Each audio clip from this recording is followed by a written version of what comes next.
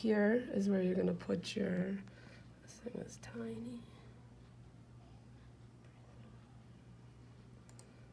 Why does it do that? So this is where you put your invoice number.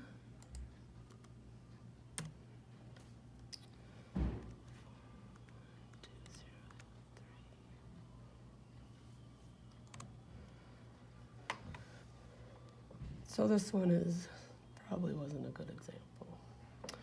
So this is not really where it's going.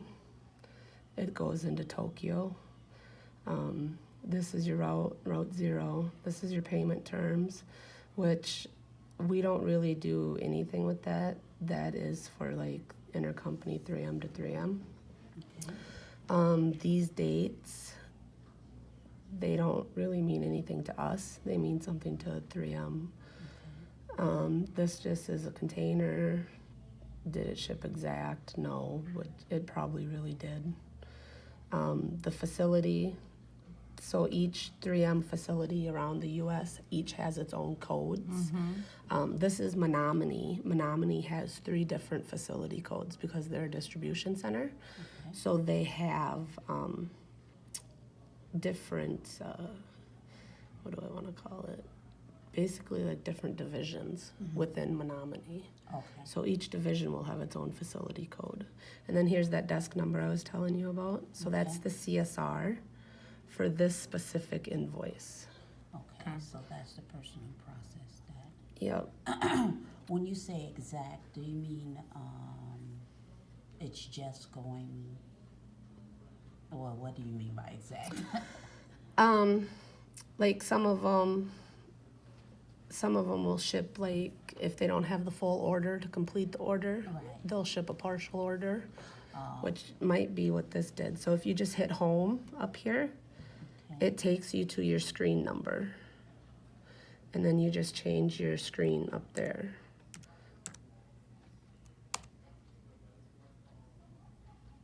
And see, so they ordered 43,809, Okay. but they only shipped 43,292.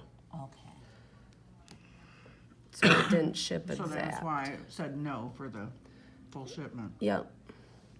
So this also tells you this is the 3M ID number, that 11-digit number. That, like if it's hazardous, you could go into FCS and look up the HAZ info. You can go on 3M's website and get the MSDS if you need it. Okay. This is what they call their SKU number. We don't refer to it as that. It's an ID number to us. This is the description of the product, which to us that doesn't tell us anything, but that it means something to 3M. So if you do home and then do B352, this gives you the pieces, and then see how this says select items 1. So this item count up here, that's how many line items are on one invoice. Some of them have multiple line items and some of them don't. We don't know why they have multiples. 3M just enters them that way.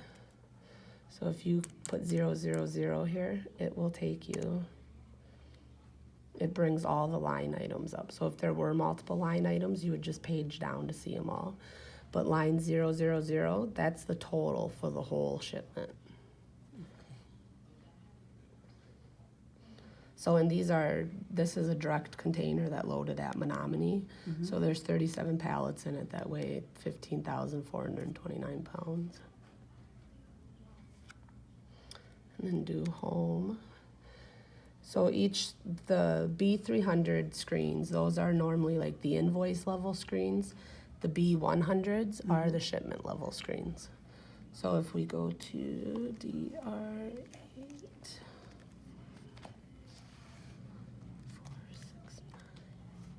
oops. I really wish I had a normal keyboard.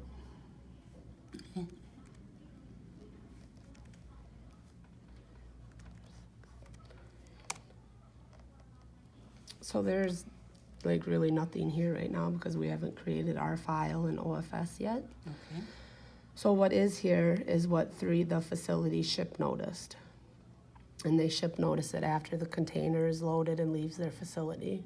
So they tell us the container number, the seal number, and then that's their inland bill number. The rest of this will populate once we do our part in OFS. So this really doesn't, this screen tells you if it's hazardous or not. But even if there's a Y there, doesn't mean it's truly hazardous. Because if it falls under like limited quantities, that it's hazardous, but it's not, because it's limited quantities, it's not really hazardous. Or it'll say yes there, even though it falls under a special provision and you don't have to placard the container. So even though it says yes, it's not really has all the time. This gives you your freight terms, collector, prepaid, your pieces, your weight. This should have a value in it. I don't know why it doesn't. So that's usually the value of these shipments. The date they ship noticed or the file was created. These different statuses. There's booked, means that it's in there.